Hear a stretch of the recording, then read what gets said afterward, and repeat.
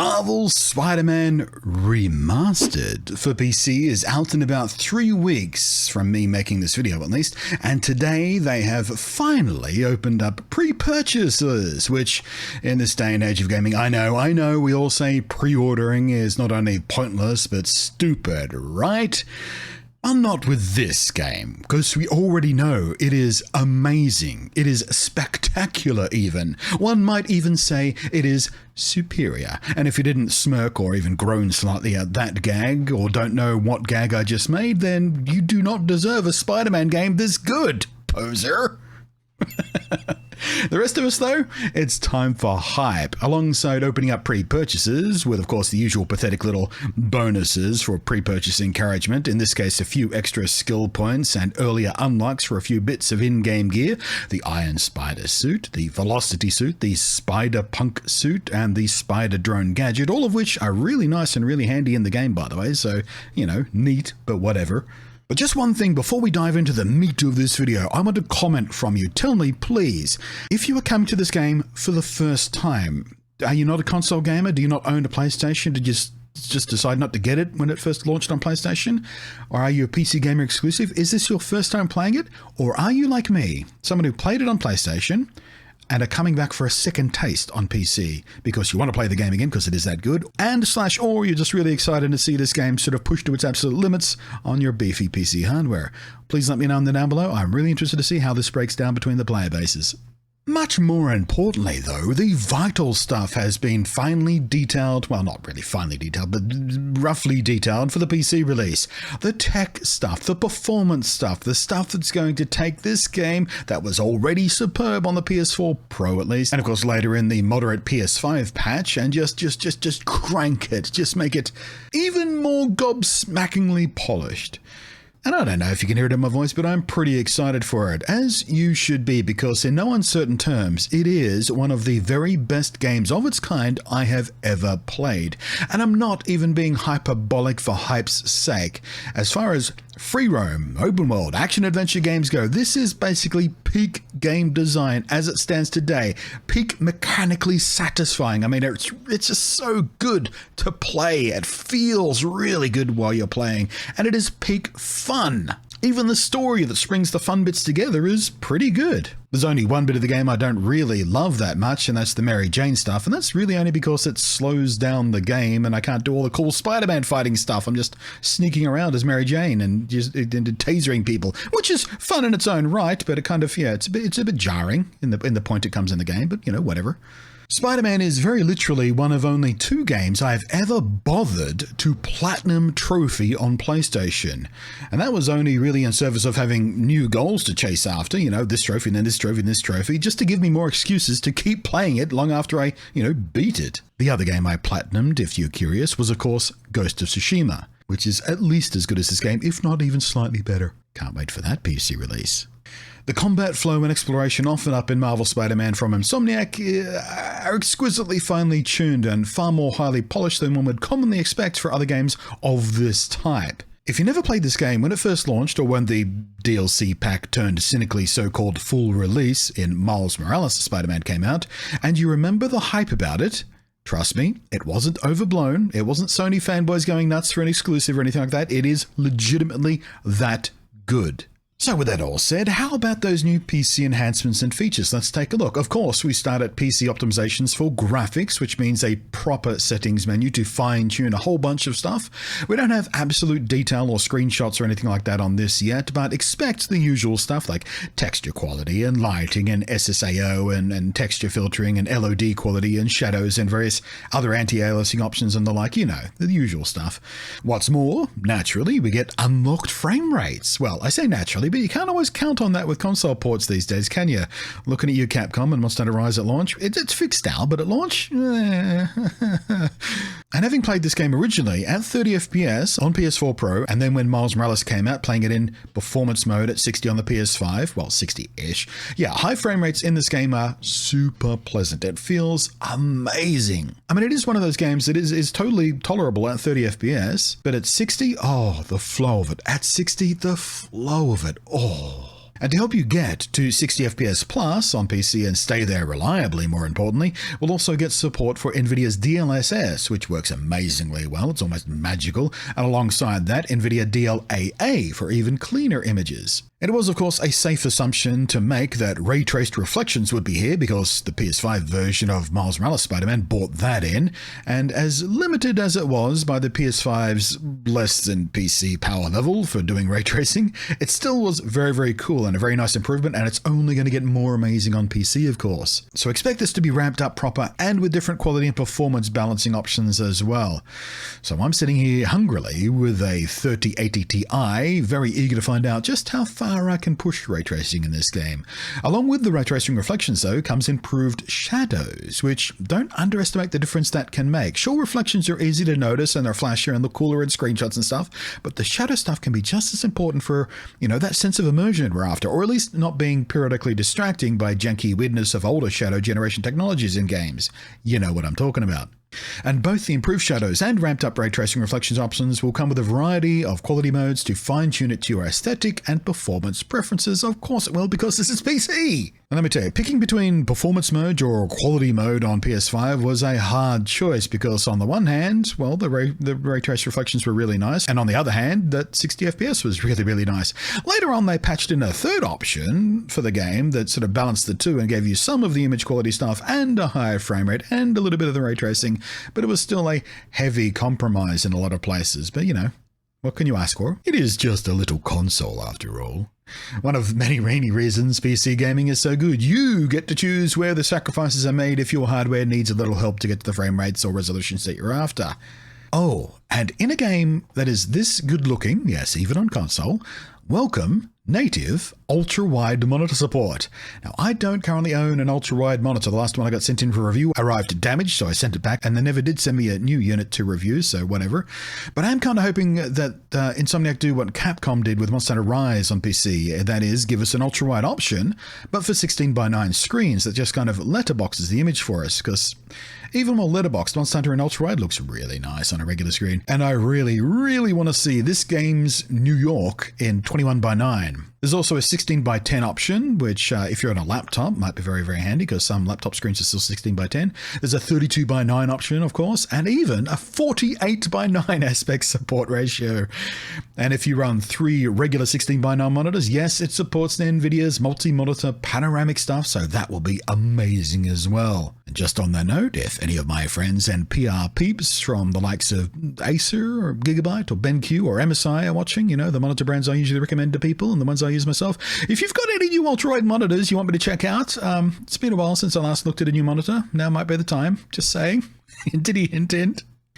Also, and this was another safe assumption too, proper controller customization options, including the haptic feedback and dynamic trigger effects if you're using a PS5 DualSense controller. And I played this way on PS5 with the Miles Morales game, and it was pretty nice. I still personally find most trigger force feedback stuff on PS5 more gimmicky and certainly more distracting than it is immersive, but it does work quite well for Spider-Man if you're into that at all. However, there is a little note in the post about this. There's a compromise here. It seems that full DualSense feature support is only possible if you're in wired mode, which is, it's arse. It's just arse. It's bums. What year is this? Wired controllers to get a full feature set from a wireless controller? Really? Come on. The game is available on Steam and also the Epic Game Store. I would highly recommend buying it on Steam if you're interested in that controller stuff, because Steam's built-in controller input support is basically meaning unlimited remapping and customization options, and the Epic Game Store doesn't do that. There's even mouse and keyboard support, but I'm expecting that to suck big donkey dongs. So, but, it's there for the people who whine about console ports when they don't have mouse support when they're ported to PC. Who are those people? If a game's designed for a controller, just play it with a controller, guys. You'll have a better day. There is also a mention of multiple accessibility options, but don't have any other details on that, so wait and see. Fingers crossed they do it well, because that's becoming a more and more high-profile thing for game developers to think about, finally, after years and years and years of campaigning from different accessibility groups, asking for this, begging for it, pleading for it. And finally, at last, they've detailed the recommended specs at 5 different performance and quality targets. It's on screen for you there, but in short, we start at 720p 30fps target from as little as a crappy i3 from 2014 and an extremely modest GTX 950 from 2015. I'm not sure what kind of gaming experience that will be like at the absolute lowest settings and at 720p and at 30fps, but it's real nice to see such low-end targets still being accounted for, because that low-end spec stuff has been creeping up pretty fast recently for some publishers as far as their minimum recommended specs go, and that's a little bit inconvenient for some PC gamers out there who just don't have the ability to upgrade that often. Next step up, a GTX 1060 and a decent CPU from the last half decade or so will get you to 1080p 60fps at medium settings. This would be the real low-end ideal target in my mind. The previous one is just there for emergencies only, I suppose, but, you know, even those with pretty modest hardware are going to get 1080p 60fps out of this game, and that seems pretty good to me. A big jump in expectations if you want 4K 60fps, of course. We're at RTX 3070 territory now, and a much more recent CPU. If you want amazing ray tracing at 1440p 60fps or 4K 30fps, the RTX 3070 again, but with a slightly better expectation for CPU. And I feel like most self-described enthusiast PC gamers will be at this level of performance by now, or at least close to it now that the 3000 series GPUs are dropping back down to normal human prices again and are actually on shelves again for the first time in ever. So that's quite nice. For a lot of you, this may very well be one of the first games that you truly get to stretch the legs on your new 3070 with. And finally, for what they're calling ultimate ray tracing, which I am just now realizing is mirroring my joke from the opening of this video, making this a kind of sweet way to bookend the video, really. High settings, very high ray tracing at 4K 60fps, and RTX 3080 is what you're going to be wanting. Interesting that they're not asking for the TI version, though. Often, when you see the aspirational top-end level of a spec sheet, they just go balls to the wall and ask for the biggest and baddest that's possibly out there. So I'm wondering if my 3080 Ti, with its extra VRAM, more shader cores, and slightly powerful baseline and higher overclock overall, will see me creep noticeably higher in any respect as far as performance goes. I don't have a normal 3080 to do that comparison with myself, but I'm betting a few of the big-name tech gaming tubers will, of course. Oh, and you'll also want a very powerful CPU, which actually, my machine is behind on. I've got an R9 3900X and they're asking for an R9 5900X, just one generation ahead of mine, or an Intel i7 12700K if you're running Blue Team. Now in practice, the 3900X and the 5900X are very close on most tasks, but the 5900X has a noticeable advantage for single-threaded tasks, which, for some games, still matters quite a lot, and in some very specific tests for very specific games can mean anything from a 5 to 25% frame rate kick. I'll be very interested to see this comparison side by side for this game as well. Again, I don't have the appropriate hardware to do that test myself, but I'll be looking for it. And of course, still, it is a PC game now, so I personally will have the option to fine-tune it if it turns out my 3900X and 3080 Ti can't quite now maxed out everything for 4K 60fps nailed to the wall, which will be my target, of course, because even though on the PS5, with the Miles Morales update and the patches that came with it, you know, it can output at 4K 60fps, but we all know that Sony fake that shit with almost all of their games using their upscale trickery, and they don't actually run at 4K at all. And also, of course, the general image quality and ray tracing and texture quality and all that sort of stuff will already be better on PC even before any of that trickery takes place. Plus, NVIDIA's own upscaling cheatery in DLSS is a lot smarter than Sony's version of the same idea. So yeah, the hype is real. Well, except for the abusive pricing. That's not hype. What is the opposite of hype? What is the antonym for hype? Because this is it. 110 Australian dollar dues. Jesus wept. For comparison's sake, the normal AAA game pricing in Australia, as evidenced by Elden Ring here, in Aussie dollar dues is $80 or $90. So 20 whole bucks more than that is not insignificant, and yikes, that is some BS. I guess you can kind of justify it in your mind, if you really have to justify that money, because it already includes the DLC packs, the City That Never Sleeps triplicate of 3 new story chapters. Chapters, by the way, that Sony sold separately for like $12 a pop on PlayStation, if I'm remembering correctly. Someone correct me if I'm wrong. I'm pulling this out of my memory banks here, but yeah, didn't they sell those separately?